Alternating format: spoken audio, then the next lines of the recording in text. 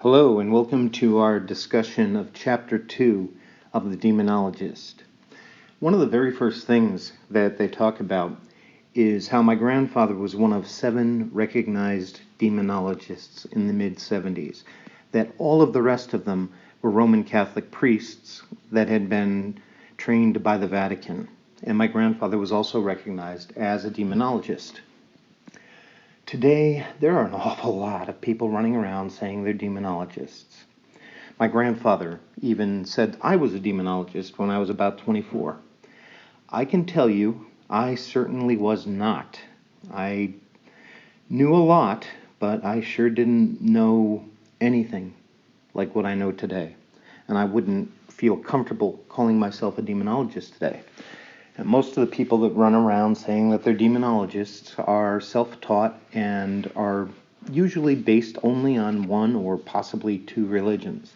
So I wouldn't trust them very much. And also, my grandparents' views changed over time, which they reflected in this chapter. In the beginning, they didn't even believe in the demonic. And keep in mind, The Demonologist was written in the mid-1970s. So a lot of their views changed even after that. One of my concerns as I listen to, as I read this book again, is I'm seeing how much they ramped up the fear of the paranormal. And, I understand. They had 2 reasons for that. One, it's a book and they're trying to entertain people. But also, and they did this in their lectures as well, they were trying to scare people away from the paranormal. They didn't want people messing with it. Unfortunately, the downside to that is people started to become terrified of things that were completely harmless. For example, you hear footsteps in the hallway at night. Now you should check. Yeah, of course. Is it natural? Is there somebody there? Is it the dog walking down the hall?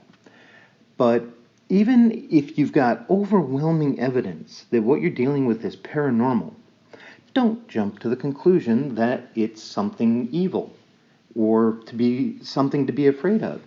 Almost certainly, it's just a human spirit.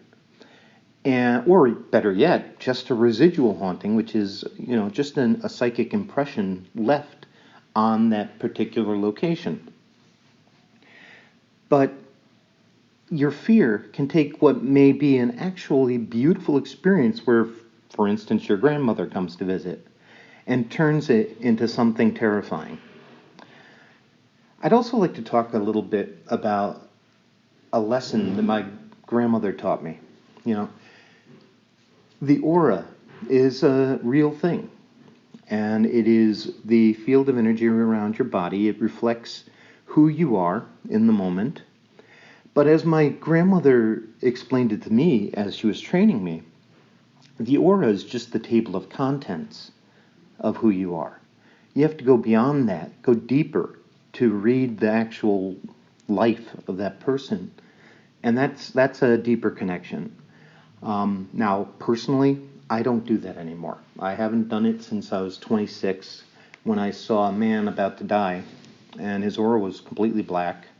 He didn't know he was about to die, but the next morning he was gone. There was not a thing I could do about it.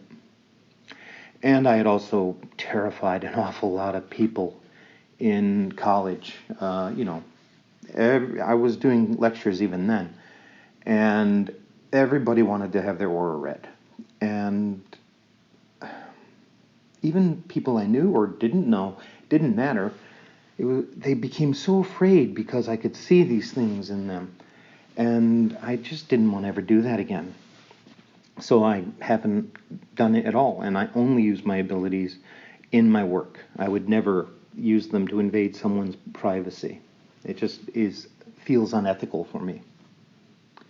My grandparents also talked about how ghosts manifest and how it starts out with orbs. They are correct. They explain the ghost phenomena extremely well, of course. But unfortunately today, everybody with digital photography, they take all these photos and then they see this something that they call an orb on the photo. Now, 99 times out of 100, what you're looking at is a bug, dust on the screen, something like that. We even had a case last week where a team had gone in to several cases and was using a filter to make it look like orbs were in these photos. But if you look at all of their photos of orbs, it's exactly the same pattern of orbs every single time in all different cases. So, yeah, it's so easy to fake it, and digital photography is also prone to light flares and so many other types of phenomena that the old film cameras didn't have to deal with. One of the high points of Chapter 2 for me was the West Point story.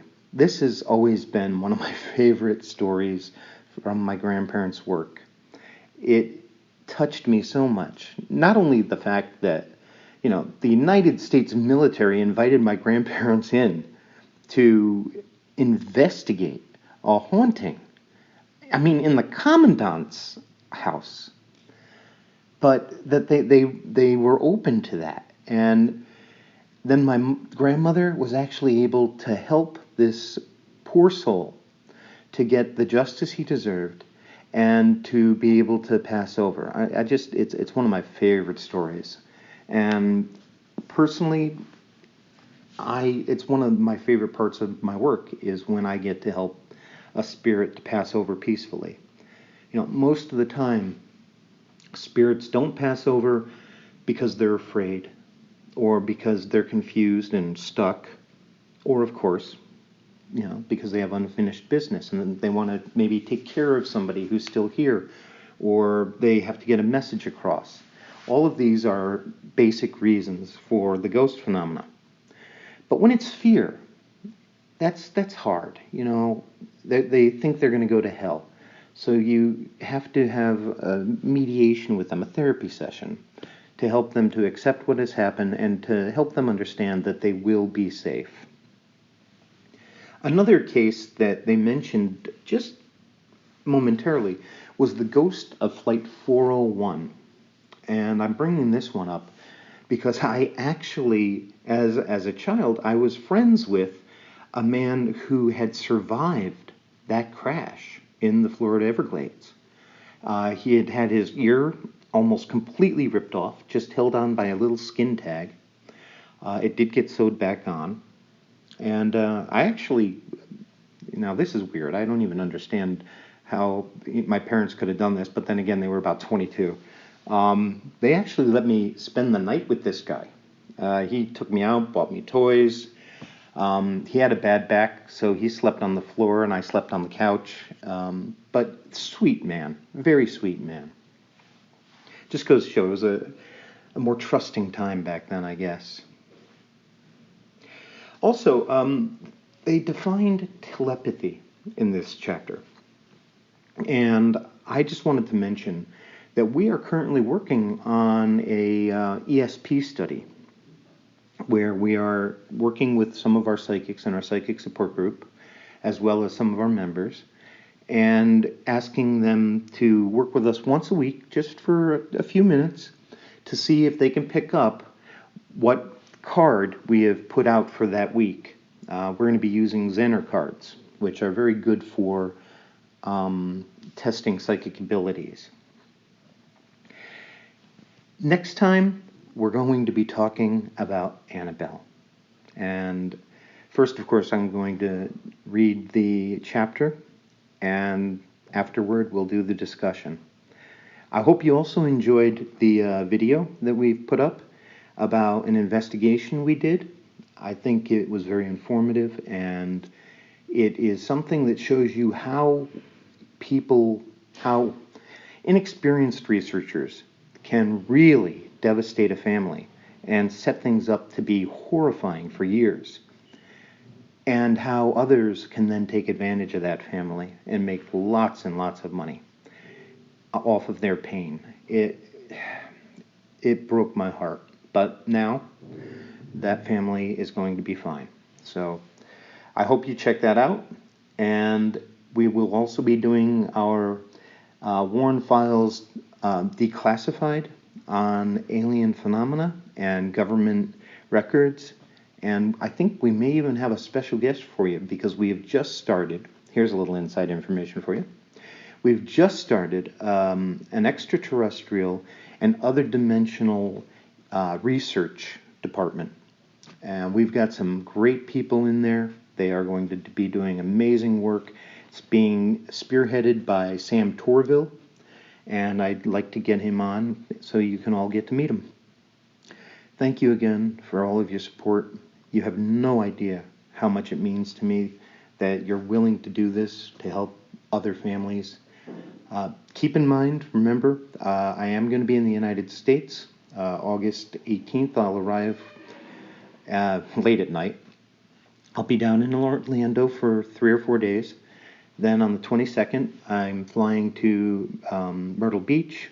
I'll spend some time there. We're going to have a presentation in Virginia, which I will let you know more about on September 24th at a haunted theater, and we'll even do an investigation.